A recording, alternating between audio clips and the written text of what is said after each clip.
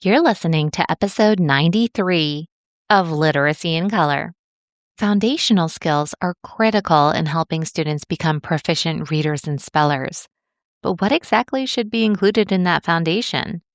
Today, we're joined by brilliant linguist and author Lyn Stone to discuss her newest resource, Foundations for Life, a book designed to help educators, interventionists, and parents build stronger foundations in reading and writing. In this episode, we unpack why phonics alone is not enough, why writing instruction needs to begin immediately, and how morphology, etymology, spelling, and meaning all work together inside the English writing system. Lyn also shares practical examples right from the book, the story behind her decoding dragon, and some incredibly thought-provoking insights about the science of reading movement. This conversation is packed with a lot of wisdom, a little bit of humor, and so many moments that will make you rethink how words actually work. Let's get to it. Welcome to the Literacy in Color podcast. I'm your host, Michelle Sullivan, a science of reading advocate with over a decade of experience as a reading interventionist and literacy coach. I'm passionate about making evidence-based instruction both effective and engaging. If you're interested in captivating our learners on reading fluently and understanding language, or as I like to call it, keeping it colorful, then you've found the right place.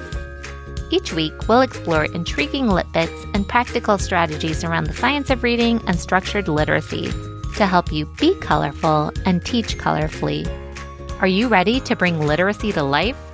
Let's color outside the lines and make an impact together. Hello, everyone. Welcome back to another episode of Literacy in Color. I am over the moon to be joined by the Lyn Stone today. She's a linguist and one of my favorite people in this literacy space. And it is truly an honor to be chatting with her about her latest book, Foundations for Life. And I just want to say before we dive in, I have a very funny story of my first encounter with Lyn Stone. I met her at the Reading League in Charlotte a couple of years back. I was sitting in Katie Pace Miles' session, and she graced me with her presence in the front row, sitting nearby. And I'm like, oh my goodness, Lyn Stone is next to me. And then I'm chatting with my friends, and afterwards, we're talking about the word conference and bringing it down into morphemes and talking about, oh, how wonderful it is, consulting together, bearing together. And we're talking about conifer trees and all of these things. My friend Sarah Paul and I, we asked Lyn, would you be in a reel with us? Would you record something for social media with us? And she's like, I have no idea what I'm doing, but sure, I'll do it. And she did. And we just laughed that she's probably thinking, these silly Americans, who are these people? But she was down, and we love that about her. She's very funny and brilliant. And so it is just a joy to have you here. Full circle moment for me. Wow. Well, that's very kind. Thank you. And yes, I remember that moment too. The Reading League really does bring a lot of people together, doesn't it? It's very nice. It does. It does. A wonderful thing about those conferences. So maybe we can kick off for anyone who is not familiar with you and all the wonderful work that you do. Can you share a little bit about your background and even share how your background as a linguist crossed paths into this education space and reading intervention? Yeah, look, I studied the structure of language at university. So that's a linguistics degree. And as part of my course, I was actually allowed to do something, what they called TEFL at the time, which is teaching English as a foreign language. And so you had to do teaching practicums and you had to learn about teaching and learning as well. It was then that I kind of went, oh, I really like being in front of students. Like, I like this aspect of my degree. And so what I did was I took my linguistics degree and went straight into an education setting in Sydney. And I've never looked back. It's basically just been linguistics in education ever since. I just find that I'm really lucky to have those two things collide. Yeah, and that background really gives you a unique knowledge base to bring to the table to help students in the intervention space. And you are also an author. You've written several books. I have them all on my shelf. So we have Language for Life, Reading for Life, Spelling for Life. Would you give a brief synopsis of each of those titles? Yeah, no problem. Look, again, it comes from being in a clinical setting. So I had lots of training. I'm trained in lots and lots of programs, but I kept finding that there were times when I couldn't quite reach the students that I wanted to reach with the training that I had. So I kept having to invent stuff. And that became the first book, which is Spelling for Life, because we're quite under-resourced when it comes to spelling. It's really, really complex and it's difficult to teach. And of course, you've got people whose brains are just not set up for that. So you put all of that together and we're quite under-resourced. So I thought, right, I'll write a resource. That's what Spelling for Life is. The second one was Language for Life. And again, I felt under-resourced in syntax and grammar. So sometimes my students really needed explicit instruction in that and I couldn't find anything. So what do you know? I invented something. That became that second book, Language for Life. But here's the origin of the third book. It's not a reading program, and my books are sort of programs, but the third one wasn't. What I started to observe, because I didn't know anything about education. I'm not a teacher. So when I started out, I didn't know anything about the education scene. I knew how to teach, but I didn't know the scene. And we kept getting children at our clinic who were guessers. And I found that really extraordinary because my colleagues and we always got kids reading. It was like a no-brainer. It was easy, relatively speaking, to do. But I just wondered why it was that they were coming with these habits. Who was teaching them those habits and why, when we knew that that sort of thing didn't work? So then I started researching this science of reading thing and saw that there was this thing called the reading wars. And I found that so fascinating. So I wrote Reading for Life about that. It's the history of that great debate and the major players in that history and what it is, what reading is and what reading isn't. And that's the third one. I love that. And now we have Foundations for Life coming our way in just a short time. So maybe you can share the origin story for that as well. Yeah, it's just a book that I suddenly wrote. It was one of those things that poured out of me. Basically, what happened was I have a friend whose son wasn't doing that well at school. He was only little and this is his first year of school and he skipped off there all happy and enthusiastic. And by the time sort of 6 months, he was getting into trouble and he was, just not thriving in that environment. And I said, oh, I'll take a look at him, and we did reading and spelling tests and that sort of thing. And I went, he's bored. He's really good at this, but let me see what he's doing at school. And what he was doing was being very, very, very held back on very basic phonics. And there were, he was at CVC after 6 months and he hadn't even been taught really how to write. And I'm like, that's his problem, right? School's boring. So I said, look, I don't have time to tutor him myself, but I'll write you some lessons and you can follow the script and you can teach him. And so she did. And I kept writing the lessons and I kept getting in front of him when I could, teaching him a bit more. And it just became this book that suddenly just sprang out. What would you do? What would I do in a situation like that? Also, though, there was another person that inspired me for this. And that was actually a family friend who was young and doing a psychology degree. And she said, am I dyslexic? Can you have a look? And I'm like, well, I can't diagnose dyslexia, but I'll take a look. So I took a look at her spelling and obviously she's doing a psychology degree. So she's good at reading, but the amount of effort she had to put in to get words off the page and in terms of her spelling, the knowledge that she didn't have.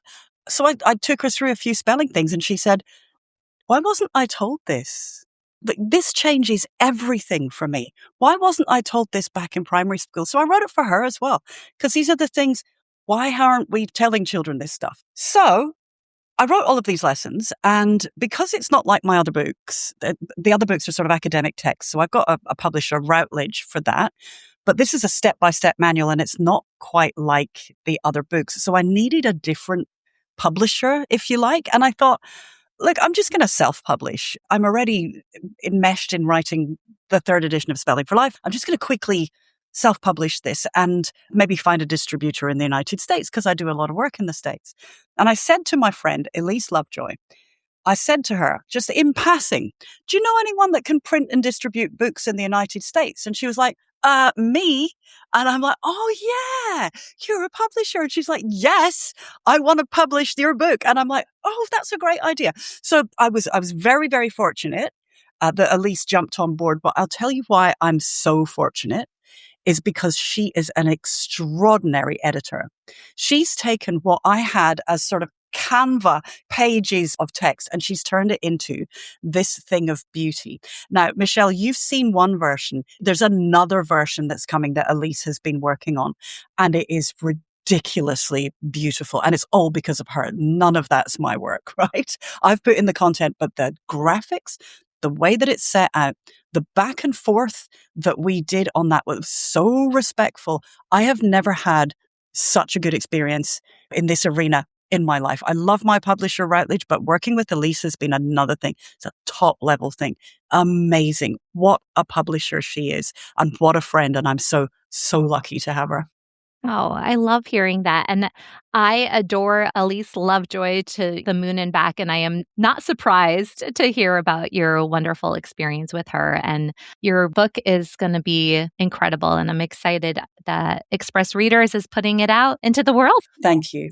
Oftentimes, we think about a resource being very targeted in phonology alone or spelling alone. And this kind of integrates all of these different systems when we think about language. And rather than having to unteach a student something down the road, like graphemes don't always spell phonemes, from the get go, you're introducing them to these concepts that are true and building their schema around how the system works. And I think it builds a really great foundations for life for the English writing system. So, what a Oops. gift. Yeah, I hope so. I mean, that's the intention. And it's not to make anyone feel bad. It's just, I'm putting my money where my mouth is. So when I go, hey, don't teach that, I've got to put something there that goes, teach this instead. And I've tried it on numerous people, and this works. So Yeah, I love it. And then you alluded to the reading wars already, and the science of reading has become a movement in this literacy space now.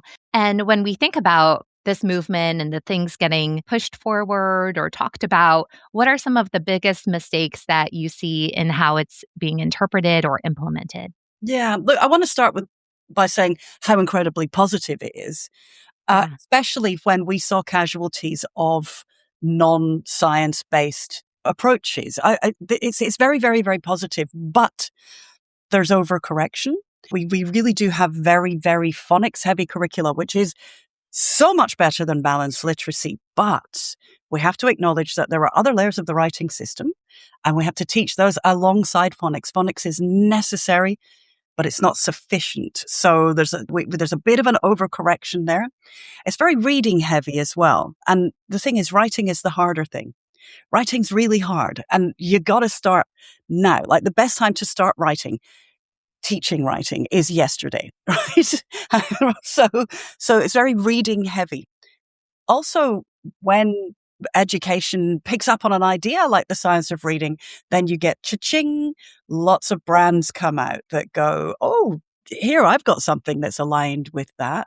And in the absence of high quality training for that and mentoring and trying it for a long time, schools and systems often brand shop as well. And that means they get good at nothing. We need to correct that. And the other thing is, I think we need to put more downstream pressure on education institutions. So it's not the teacher's fault. We can't keep going, it's the bad teachers, or that's not going to fix anything. What fixes it is that we say to education institutions, you need to follow the science of learning and the science of reading.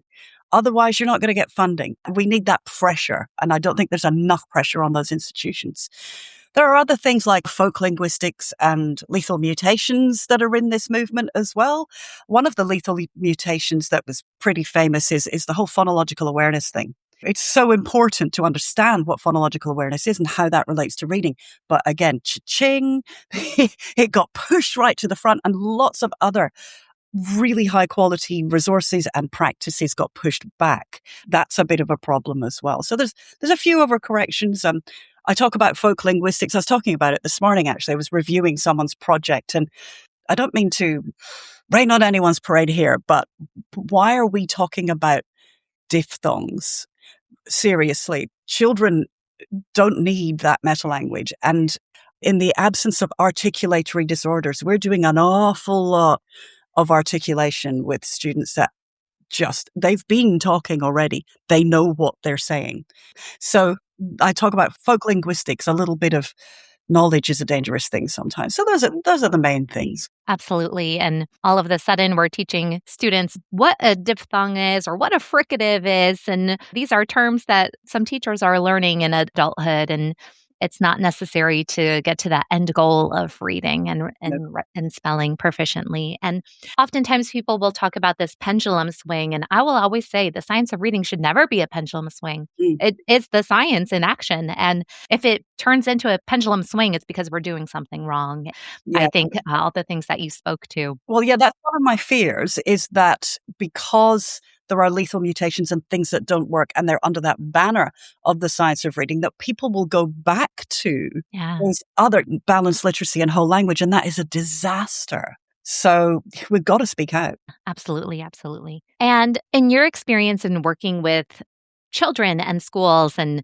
you do your intervention work, but you also consult all over, what are the approaches and techniques that you have found to be most successful? And why do you think that is? Yeah, well, we'll start with students because there's students and then there's teachers and then there's schools. So students is one thing. Techniques that really work are explicit and direct instruction. Check for understanding, put in good reviews, tell them what they need to know. They don't have to discover their way to secondary, biologically secondary skills and knowledge. We need to teach them that. So that's what I'd say with students. And that sort of leads into high quality assessment and monitoring. If we can teach teachers to do that and school systems to do that, then everybody wins as well. In terms of working with teachers, awakening an understanding of how words built and how we remember them is just the most powerful thing that you can do in education. For schools, managing change is a big one because schools and systems revert. They revert to to the average or to what they did before if we don't manage change really well. You can't just pick up a program and go, we're all doing this now. So change management's really important. Picking one thing to focus on and getting good at that within a school system. Because when you go down the science of reading rabbit hole, and then you find that that's a small rabbit hole inside this big rabbit hole called the science of learning. And suddenly you want to change everything. Don't, right? Pick one thing, get good at that. And the last thing with schools, having the school leaders do all of the PD alongside the teachers. It's really important. The most successful schools I've seen have that happening. So they're all on that same page, at the same level of expertise. Yeah, that's brilliant. Danielle Thompson, she will say, leaders need to know how to build readers. And I take that sentiment with me wherever I go. And the Excellent. instructional leader needs to roll up their sleeves and know what's happening in that reading brain too. I am so stealing that. Isn't it good? It is. I love it.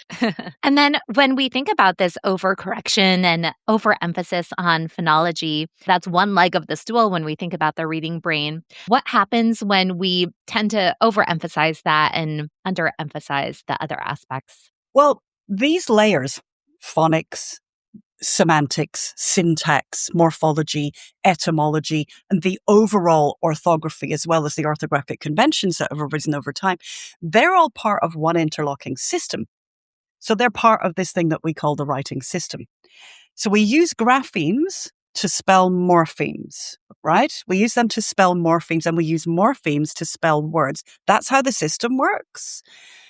Human writing systems were not invented to spell sounds. They were invented to spell words, right? We need a little bit of a reset there about what we are looking at when we teach words. There's overlap and there's a phonological layer, but that layer is on the surface.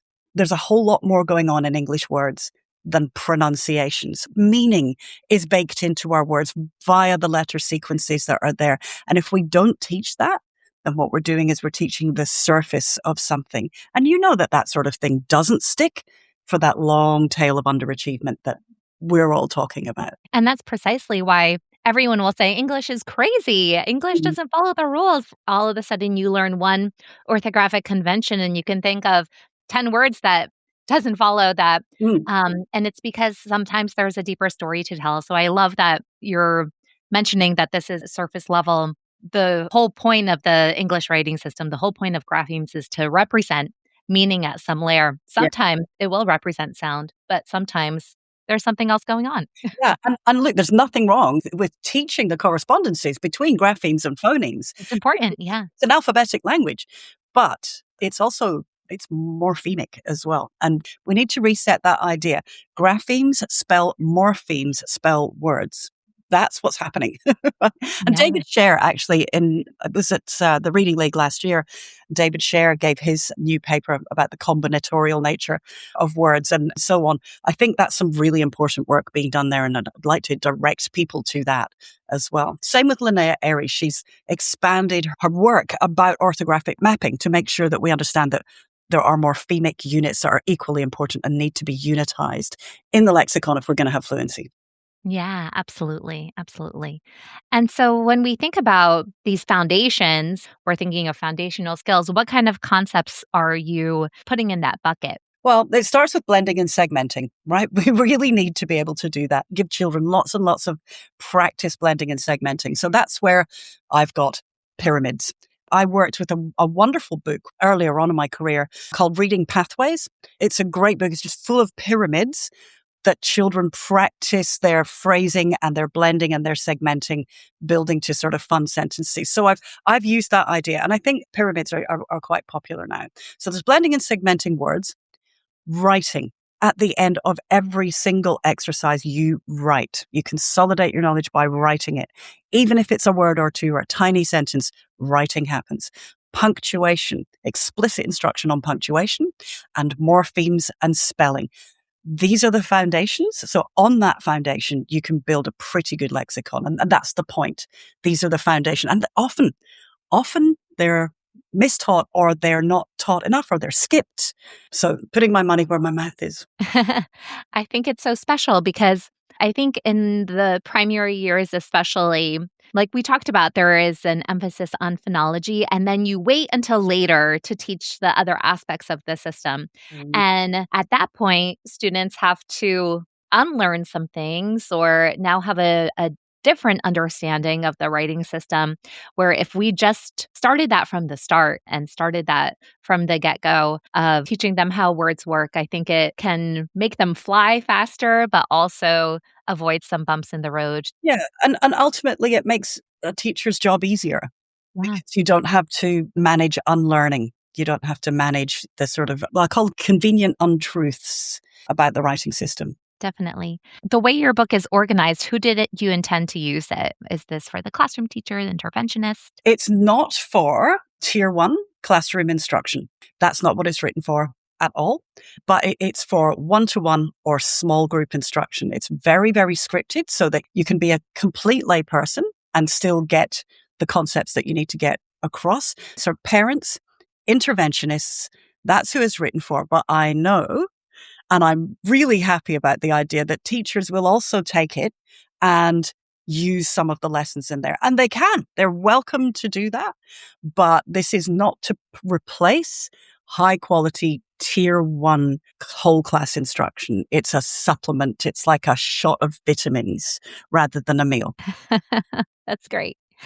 And you also always infuse some charm in everything that you do. Your writing's really witty, and I always enjoy reading it. And this one is no different. And you infuse some whimsy in there. And we have the decoding dragon that takes us through all the lessons. So, what's your intention behind that? What does the decoding dragon do?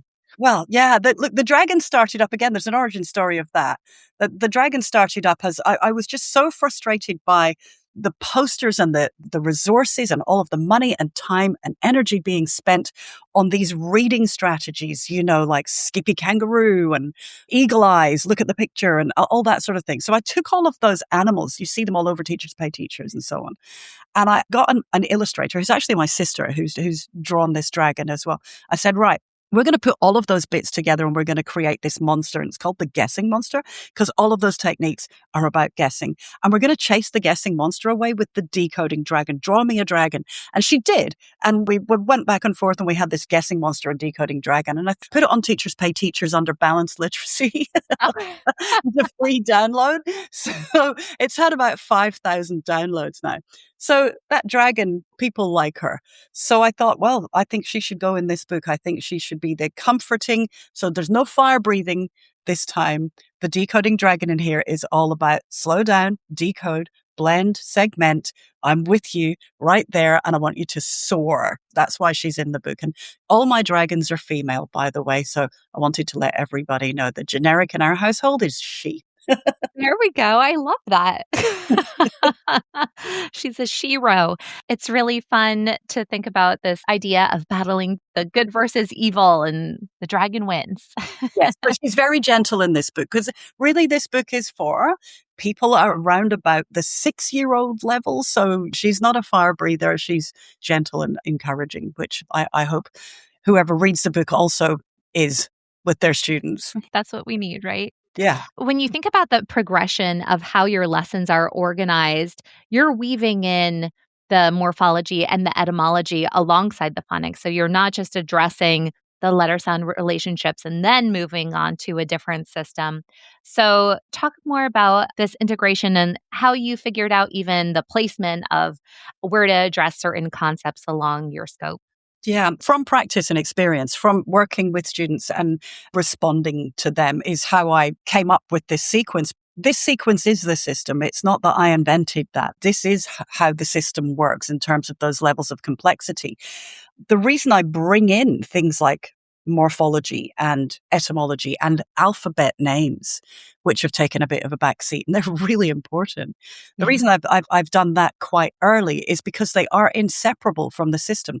And if we try to artificially separate them, we end up trying to solve problems that we've created. So we've got words like was and one and two. From a phonological point of view, they don't make sense. So our alternative is to go, okay, well, that's a spelling for this sound. Or I just want you to vacuum this into your head at home and then come back and I'll test you on it. These are the solutions when we try to separate those systems. So this is all just putting it back together again. Yeah. And then when you're sharing about the different word relatives and linking a family of words to make sense of a potentially irregular spelling according to phonology, what's one of your favorite word relatives to teach? Well, I like the was, wash, want group. I really like those. I've been calling it the W effect for decades. And I like it because they're high frequency words. When you teach them in terms of it's W that's doing this, a lot of the time I see light bulbs, not just in the students that I'm working with, but also in the teachers that I'm working with. And recently, I actually just hit on a new idea with that as well. And I've been trying it out on teachers and students, and it's in the book as well. But it's called the W effect. And so it's where words are marking a certain pronunciation. So we've got the A in was, want, wash, squash, quart, say, right? Those 5 words. So I've been teaching it for years as a W effect, but recently I started getting teachers to pronounce those words without the W or without the W sound. So now we have, instead of was, as, instead of want, ant, instead of wash, ash, instead of squash, ash, instead of quart, art. Can you see that it's a woo, right? That's making it do that. It's a woo sound before a high vowel like that. And it forces this pronunciation change. So I saw these light bulbs going on when we took those letters away. And I think it's a great example of phonology and letter sequences working together really well. I think it shows how integrated this system actually is. So it's not just that the letter A can sometimes spell the O sound over here. It's that there's an effect due to a particular sequence. And that gets really well understood and received by teachers. And it helps lift the lid for kids and teachers alike on the system as a whole. Yeah, and it's so cool to think about how the different graphemes interact with each other, and sometimes they have an effect on a letter. I always called it the wacky W, but I like the W effect. No, wacky's good. Wacky's good. It's can they use it? Are they going to remember that is the important thing. I hear a lot of teachers when I'm training them getting really good at explaining all of these things, but I keep trying to pull them back to, okay, that's how words are built. But there's a second question, and you've got to answer that question as well. And the question is, how do we remember them? And sometimes the story is not how we remember them, right? Sometimes a linguistic feature is not how we remember them. So you've got to keep thinking. There's tension between those two questions, and you've got to keep the tension nice and tight. Yeah, yeah. So how do we remember them? Well, that's a huge question. Have you got a spare couple of days? I don't know. It's keep recording. Yeah, fair enough. It depends on the word, Yeah, student in front of you, and there's lots of factors about how we remember words. Our job is to make them memorable. And in my view, making them memorable is attaching them to their kins. Words don't exist in isolation. That's why we didn't just do was. We did want and wash. And so they have kin. So we need to help students remember words by helping them build schemas, mental models of how the whole system works. So we can't teach them all the words. We can teach them the frameworks around those words. I think that's the best job in the world, but I'm biased. yeah, and it all goes back to that reading brain and that we're pattern seekers, and we don't have to teach all of the words in the world. Right. Eventually, that self-teaching will kick in once we've seen enough of that effect, Yeah. can make sense of the system for untaught words as well. And it makes so much sense. That's the thing. That's the sort of one of the myths and legends that's out there. It actually all makes really good sense. It's just that you got to know the underlying layers. And I'm massively heartened to see that there is huge interest in this now. It's really encouraging. And I don't think we've got such a grim picture as we had maybe 10, 15 years ago. I know I always have hope for Mm, the next steps. In the beginning, you talked about the importance of writing from the get go, and you include that in your book as well. One thing that I noticed is you're a big advocate of pencil to paper and mm. having a notebook at hand. So, why is it important for them to be writing by hand and also this idea of having this artifact of a notebook to carry Yeah. them through their lessons?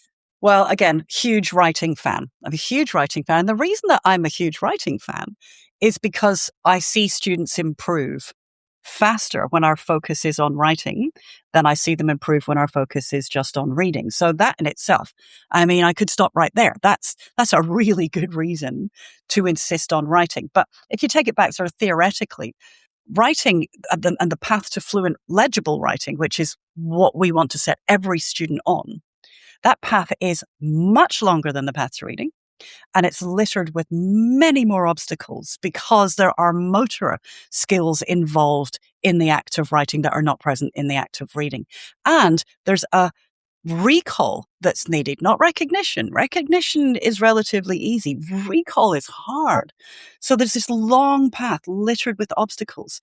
A long path littered with obstacles is one that's in need of the most practice, right? You need to give more practice in that because it's harder. There's also convincing research to show that writing builds the literate brain. It actually helps you learn to read. So again, a really good argument for why you need to have lots of writing and not wait. And lastly, there's research that shows that writing about something helps us to learn that subject, especially handwriting, not just keyboard, but handwriting. So the faster and more efficiently we get students to respond in writing to what they're learning, the better for all of those students. Absolutely. I'm a huge advocate for handwriting practice, and Mm, I love Virginia Berninger's work about mm, the language modalities. yeah. Language by hand is the writing system, and we can actually build that orthographic loop Yeah. by having students practice by hand, and that's something keyboarding can't do. Yeah, and look, it can be transformational. When educators start to focus on writing, it transforms their jobs and it transforms children's learning as well. The other tip that I have on writing, though, is do a whiteboard audit. If you're a teacher in a classroom, have a look at your whiteboard, assuming you have a whiteboard and you're not just using smart boards anymore. How much space is on that whiteboard for you to write in front of your students? Because seeing an adult write is to writing development what hearing an adult read is to reading development, in my view. You copy the big one in the room. So get them to see you writing as much as you possibly can because they're going to copy you, whether they like you or not, right? They're kind of genetically programmed to follow the adult. So we've taken a lot of writing in front of students out of the classroom and we need to put it back in. And we don't talk about that a lot when we talk about writing. It's funny, you saying that, that's the first time I've ever heard anyone say that. And I just thought about it about a year and a half ago. So suddenly it came clear to me. And we started doing whiteboard audits in the schools that I was working. Not, again, not to make anyone feel bad, but just to go, how much could you make it Could you tweak this? Because my job also is about finding tweaks that are going to show up in your data. That's one of the things I'm good at, right? Is finding tweaks. And especially for schools that are doing quite well, that tweak of write more in front of these kids shows up in the data. Yeah, that's so interesting. And especially, I think after COVID, there Mm. has been such a greater emphasis on teaching with slides and just displaying the slides and Yeah. having everything up there already, where I think we're losing that art of putting the pen to the paper or the marker to the whiteboard in front of our students. I'm actually quite We might have to concerned. go back to some old school. Yeah, I'm quite concerned about it. I mean, I love the fact that we've got slides that are readily available that teachers can be supported by. I love that. I think that's a wonderful use of technology. And I think there have been a lot of very altruistic organizations providing those supports for teachers. But once again, those are ambulances at the bottom of the cliff. We need to put pressure on educational institutions so that teachers don't feel that they have to scramble for lesson plans. So, so it comes back down to that. And then they can get back to doing the wonderful things like writing in front of their students a lot that actually show up. Yeah, yeah, definitely. And then would you briefly model a lesson or even a portion of a routine for us so we can see what's in store in your wonderful resource? I'd love to. And I'm going to actually do it straight from the book. So forgive my page turning noises as I go there. It's the lesson on the number one. I love this lesson. It sort of incorporates everything I've been talking about, but it goes like this. I'll go from the script. So you're my student. Here we go. Okay. We're going to learn 3 useful words in a family. The first word is one, as in I have one ice cream. What word? One, Good. O-N-E spells one. What does O-N-E spell? one, Good. Spell one. O-N-E. Great. Write it down. All right. Now that you've written it, the way we write the number one and the way we say it are quite different. That's why spelling out the letters is helpful. So what you should know is that the word one has a family, and we're going to look at some of the words in that family to help the spelling of one make sense. Are you ready? Yes. Here we go. Now, I'm writing this word alone. A-L-O-N-E, alone, straight underneath one. All right. Now, this is the word alone, as in the mouse was all alone in the house. What word? Alone. Good. Let's do a word sum and see how all that's put together. So we've done word sums prior to this, right? So we write all plus O-N-E, a rewrite arrow, and then the word alone. When we recycle the word all as a prefix, we only write one L. This happens in almost, always, and all right too. But we're going to come back to the number one, and we're going to do another word sum with one. You ready? O-N-E plus L-Y, rewrite arrow, only. This is the word only, as in she was the only mouse in the house. The other interesting part of this is that the final silent E in one there doesn't carry over to the new word, and that's unusual and worth noticing. Now read the words back to me. And that's the lesson. Love it. Love it.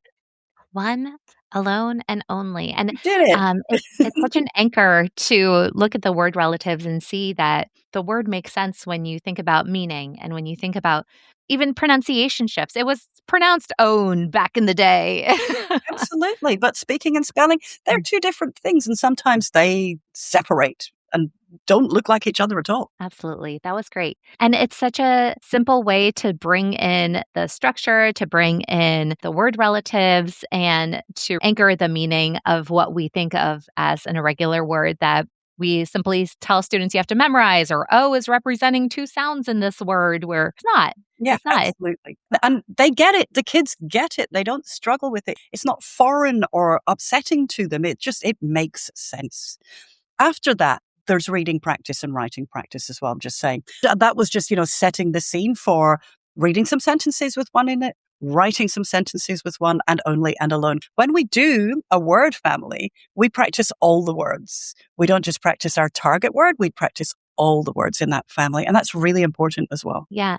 And I think too, when you think about words in this lens, we talked about, the science of reading movement in the beginning. There can also be an overcorrection when we think about morphology and etymology. And sometimes people go down deep rabbit holes and like give too much information. Yep. And a lot of it is interesting. A lot of it is great. Sometimes you have time to share the tidbits, but at the end of the day, we always want to keep in mind like what's going to get students reading and spelling this word proficiently. And sometimes it isn't a 20-minute lesson. Absolutely. I mean, morphology, etymology, they are really, really interesting. But what I want to produce is not someone who can parrot those things to me. What I want to produce is a fluent reader and writer. That's my product. So you've got to sometimes have a straight line from A to B. So again, I've written it in the most efficient way that I possibly can so that we're not getting too lost in the weeds of everything. Not that getting lost in etymology weeds is a bad thing, but we've only got I so love much it. instructional time. Yeah, Yeah, yeah, and I feel like I learn new things every day, but at the same time, I always try to be a mindful learner myself and think about what would be useful for this kid in this yeah, moment too. absolutely. I mean, I've got Etym Online on speed dial. Yeah, There isn't a day that goes by that I don't look something up. And what that does is it helps me build, because I'm still learning. I'm still learning about how this interlocking system, it's massively fascinating. But what we need to give students is not individual words, but we need to give them techniques and frameworks, and we need to check for their understanding. And again, I hope that this book helps with that. definitely, definitely. When you think about your intentions behind this book, what might it challenge when it's in the hands of educators or parents when we think about what the current beliefs around literacy? Yeah. Well, one of the first things is that writing is something we do now, not later. And that's a bit of a challenge because a lot of children have a lot of baggage around writing, a lot of emotional baggage, a lot of unsuccessful attempts at that. And so they don't like it. You have to make them work. They don't like doing it. So then that makes it easier for an educator to go, oh, we'll do that another time. Let's just get them reading. No, writing now, not something that we do later. I've also alluded to some of the more popular myths and legends, and they might be challenging, and such as I say that letter names are a good tool for spelling out rather than sounding out words. CVC, great sounding out. And children have to understand the correspondences between the 26 letters of the alphabet and the basic digraphs and the sounds in speech. They need that. But letter names are really important. I don't go on the phone and say to someone, this is how you spell my name. Right? That's not how we spell.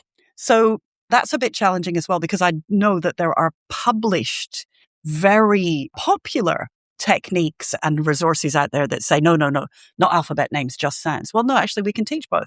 We can teach both. And I'm rewriting Spelling for Life as we speak. So that's my spelling book. I'm in the third edition of that. And I've just rewritten a chapter on something called the triangle game, where you get children to understand the difference between the sound of a letter and the name of a letter. It's not as hard as you think. So that might be challenging. And it might be hard for people whose training was really phonology heavy. But I wouldn't put that sort of thing there if it didn't work really well on real life people. I've also done a bit of work in there on the roles of final silent E, and that might be challenging too. I've seen a lot of materials when the letter E is kind of smooshed up with a preceding letter and called a grapheme, like VE or CE or a vowel consonant E syllable. And I'm trying to offer an alternative to those comforting, sciencey sounding so-called graphemes. They're not graphemes. That might be a little bit challenging, but I'm trying to offer an alternative to those approaches that's more in line with how words actually work and how they're built. But unlearning is hard. And so there's a bit of unlearning to do in there if you're an educator. But I would say this, learning is hard. Unlearning is harder. But think about unlearning for kids. That's even harder for kids who are being taught convenient untruths about the writing system. And we've got to keep those kids in mind. Yeah, absolutely. And that was a big one for me too. I always thought you learned that VCE spelling pattern and that's a grapheme. But then silent E has so many different jobs. You learn Mm, it's actually a grapheme in and of itself. It just doesn't make a sound. yeah. Sometimes graphemes are unpronounced and they're markers Yep. because they have a different function in a word. And once you start to uncover that, again, it sort of unlocks this whole the mental model of how this thing works. And it's actually a really nice experience once you start unlocking all of that. And you've got things that work really Yeah. well. Yeah. And English begins to make a lot more sense when you understand how it's structured. Yeah, Yeah. absolutely. For the parent or educator listening who would love to implement some of these lessons, what's your hope of how the book would be used essentially? I hope that it is used as a rich supplement to a literacy diet. So I think of it, as I said before, like a shot of vitamins. It's not the whole meal, but I've covered the parts that I see missing in classrooms. And therefore, those are the parts that are missing in the minds of teachers and in the minds of students. And they're essential elements, they're essential building blocks of reading and writing fluency. They're essential for addressing, again, what I've referred to before as that long tail of underachievement that everyone in the education system in the Anglophone world is lamenting. It's to address those kids, right? As well as, any kid that's learning to read, but it's especially to address the missing knowledge that those kids need, that those teachers need, that those parents can pick up and use. I think it also can be, like you said, your intention isn't in the tier one setting, but for teachers to take an audit of their instruction and to think, what can I integrate Mm. for all of the students that can be a good takeaway from this resource as well? And I think writing is the perfect example of that. Absolutely. Well, I hope it has that effect. I hope it doesn't make anybody feel like they're doing a bad job. I was actually moderating. I have lots of online courses, and I know we're going to talk about some stuff about that soon. But I moderate them in real time. So people go on forums within the courses on my website. And it's almost like social media for me. I love going on there and seeing comments. But there was somebody on my morphology masterclass recently, and she was quite upset. As soon as I learned a new thing and I've come away from balanced literacy and I did phonics, it seems like someone's there telling me, well, that's not good enough. And she's like, because now I'm just learning about morphology. And I feel, not that I've ever said that to anyone, but that's the emotion she was expressing. And she's absolutely right. It's a lot to learn. It's an ongoing, lifelong journey. And sometimes there can be a lot of emotion around letting go of other things or thinking, oh, I could have done that better. So it's not there to make anyone feel like that. But I know that inevitably people will feel like that. And what I want to say is, well, just keep moving forward. It's okay. Keep moving forward and expanding your knowledge. Here's a bridge to that. And find joy in the discovery. Yeah. And once you have that knowledge, you don't have to learn it again. That's something that you could take with you. In the following year, you're going to learn something new and be even better. And I think having that kind of mindset is helpful. Yeah, as well. I think so too. Yeah. So it's not to make anyone feel bad. It's to make them feel good. Yeah, definitely. And then you have a lot of offerings. You have your wonderful books, you have some courses. So tell us more about how listeners can connect with you further and learn more about the things that you have on your Sure. website. Well, yeah, I've been doing this for about 30 years, so I've built up quite a body of work, and I call it my orchard, right? So what I've done is I've planted these seeds and grown these trees, and from the fruits of that, I've fed myself, my family, my employees, and all that sort of thing. And this nice little orchard, lots of trees in it, and so on. But I don't think people know that much about it, really. They go, oh, I've read your book. And I'm like, do you know I have 23 online courses as well? And 4 other books, or 3 other books, and so on. So I want people to know about that. I build courses so that asynchronously people can access this information. And there's a lot of information because I talk about words and how words are built and how we remember them, right? And that is not a short story. So check out my courses on my website. Check out my orchard. Something there for just about everyone. Wonderful. We'll be sure to link that all in Sure. the show notes. Is there a favorite that you have? Is there one that your heart just, you poured so much into that you're especially proud of? Yeah, I think the Spelling for Life suite really is. I love them all, but Spelling for Life, because it's been a journey for me as well. If I look at my first edition of Spelling for Life, there's stuff in there I would never say now, right? And I'm okay with that. I like the fact that I got to learn all of this stuff. So yeah, I think Spelling for Life is really close to my heart, and I've split it into 2. I've split it into a lower primary version and an upper primary version, because spelling is a very different thing at those stages. We can't just lump it all into one sort of encoding thing. Yeah, I think I've poured my heart and soul into Spelling for Life, but that's not to discount the others. Yeah, yeah. I know. They're all wonderful, but there's always that one that you're like, wow, this was a journey for me as well. It has. It's been a journey, and it's been a journey where from the very beginning I've been doing a lot of training of teachers. So a lot of my work came from the clinical setting, but Spelling for Life also came from being in front of teachers and figuring out what it is that they didn't know so that I could bring them the answers, even if I didn't know them straight away. So yeah, that's it. It is. It's my magnum opus, I guess. There we go. And it's one of the gifts of having that background as a linguist in education, which I so envy. I love it. If I could go back in time, I would have been a linguist. Right. Oh, that's good to know. Well, you can always do a linguistics degree forward I in know. time. Yeah. Yeah. Well, thank you, Lyn, so much for joining me on the show today. I am so grateful to be chatting with you, and I'm excited to see the influence that Foundations for Life makes its mark on the world. Well, thank you. It's been a huge pleasure and an honor. Thank you so much for tuning into Literacy in Color. I hope today's episode left you feeling both inspired and equipped with something new to add to your teaching toolkit. If you're enjoying this podcast, it would truly mean so much to me if you'd leave a 5-star review. It helps other educators find the show and join our colorful community. And don't forget to hit the follow or subscribe button so you never miss an episode. For more tips, tools, and resources, be sure to check out the links in the show notes at michelleandthecolorfulclassroom.com. Thanks again for listening, and I'll catch you next week.